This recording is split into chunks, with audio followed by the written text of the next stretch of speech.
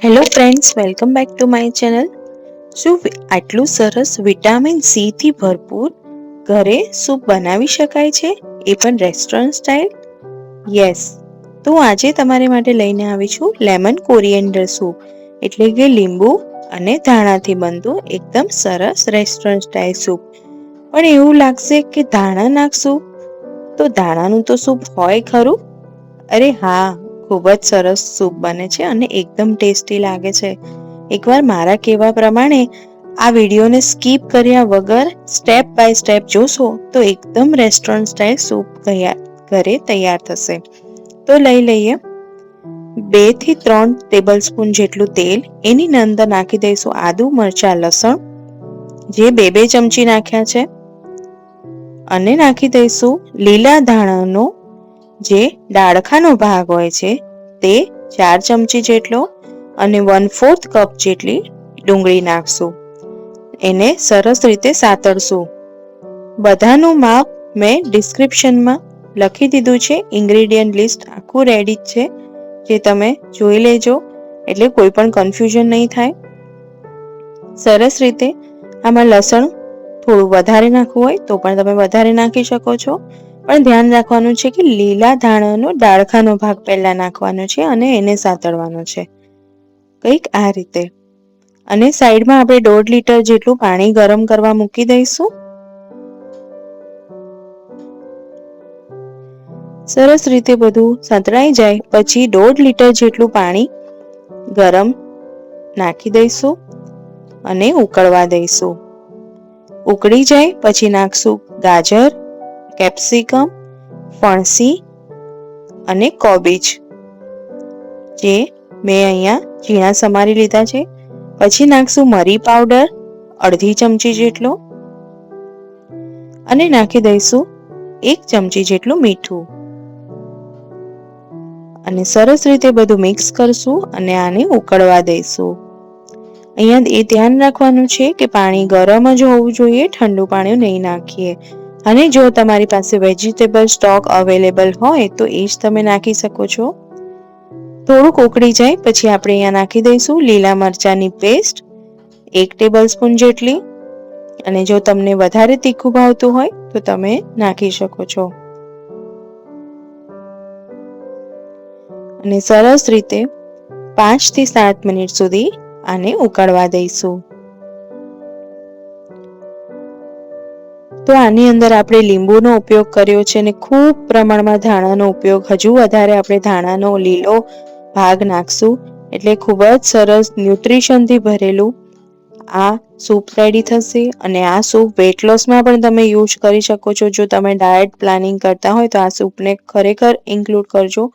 ખાવાની પણ ખૂબ જ મજા આવશે અને બિલકુલ વજનમાં પણ તમારો વધારો નહીં થાય. તો આ રીતે સરસ જો ઉકળે છે 5 મિનિટ સુધી સતત આ રીતે ઉકળવા દેવાનું છે હાઈ ફ્લેમ પર.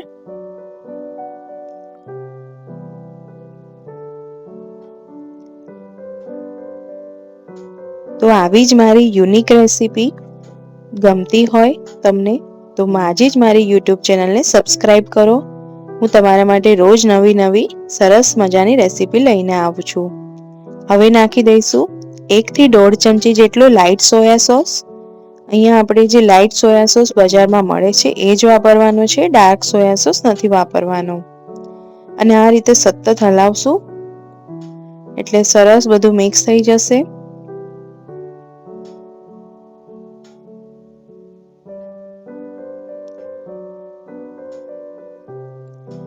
આ સૂપ એવો તૈયાર થશે કે જે તમે લગ્ન પ્રસંગમાં પીતા હોય છે સૂપ, એ પ્રમાણે જ સૂપ થશે. અને રેસ્ટોરન્ટમાં મળે છે એટલો સરસ, જાણે 5 સ્ટાર રેસ્ટોરન્ટમાં મળતો હોય એવો સૂપ તૈયાર થાય છે. તમે એકવાર મારા કહેવા પ્રમાણે બનાવશો તો તમે આ સૂપ રોજ બનાવશો. અને શરદીઓમાં તો ખૂબ જ બધાને ભાવે છે. અને શિયાળો, ઠંડી શિયાળામાં ગરમ ગરમ સૂપ પીવાની કંઈક મજા જ અલગ હોય છે. હવે આપણે નાખી દઈશું ટોફુ. અહીંયા 3 થી 4 સ્પૂન જેટલું મેં લીધું છે.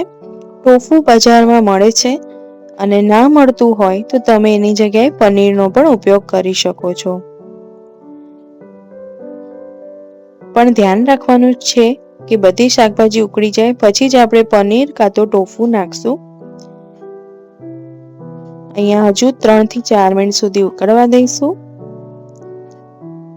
અને સાઈડમાં કોર્નફ્લોરની સ્લરી આપણે રેડી કરી દેવાની છે. 1 ચમચી જેટલું કોર્નફ્લોર અને 2 ચમચી જેટલું પાણી, એ રીતે સ્લરી રેડી રાખશું. હવે આપણે નાખી દઈશું ખૂબ સારા પ્રમાણમાં ધાણા.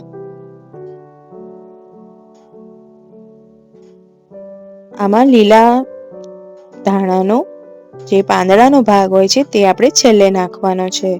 ડાળખાનો ભાગ હતો તે આપણે પહેલા સાતળતી વખતે નાખ્યો હતો અને હવે લીલા ધાણાનો પાંદડાનો ભાગ નાખવાનો છે અને સરસ ઉકળવા દેવાનું છે. હવે અડધી ચમચી જેટલી ખાંડ નાખશું એટલે બધો ટેસ્ટ બેલેન્સ થઈ જશે.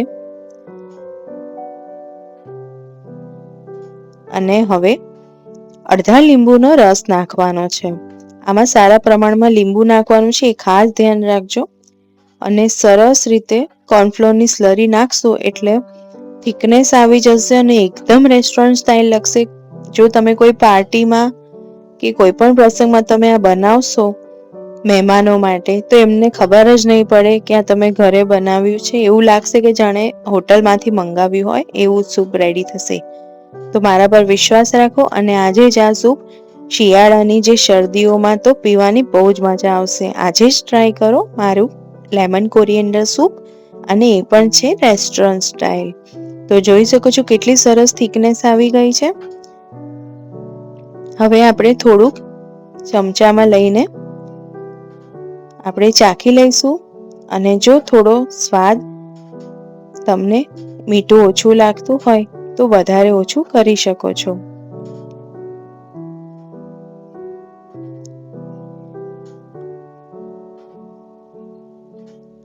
તો અહીંયા મને થોડું મીઠું ઓછું લાગ્યું હતું એટલે મેં ફરીથી મીઠું નાખી દીધું છે, થોડું મારા સ્વાદ પ્રમાણે. તમે તમારા સ્વાદ પ્રમાણે નાખી શકો છો. ચલો, સૂપ તૈયાર છે. હવે લેમન કોરિએન્ડર સૂપ અને ફૂલ ઓફ વેજીટેબલ સાથે આપણે સર્વ કરી દઈએ. તો જોઈ શકો છો કેટલી સરસ થિકનેસ આવી છે. અને આ સૂપ પીવાની એટલી મજા આવશે કે તમે આંગળા ચાટતા રહી જશો અને ડિનરમાં પણ એવું લાગશે કે આનાથી જ પેટ ભરી લઈએ. થોડા સ્પ્રિંગ ઓનિયન એટલે કે લીલી ડુંગળીના લીલા ભાગ હોય છે એની સાથે આપણે સજાવી દઈએ તો લાગે છે ને એકદમ સરસ hotel style lemon coriander soup. તો આવી જ યુનિક રેસીપી માટે મારી ચેનલને સબસ્ક્રાઇબ કરો અને કમેન્ટ કરો કે તમારે નવી હવે કઈ રેસીપી જોવી છે તે હું જરૂરથી ચોક્કસ વિડીયો મૂકીશ. તો જોઈ શકો છો ફૂલ ઓફ વેજીટેબલથી ભરપૂર, વિટામિન સી થી ભરપૂર, વેટ લોસમાં મદદરૂપ એવું લેમન કોરિએન્ડર સૂપ રેડી છે.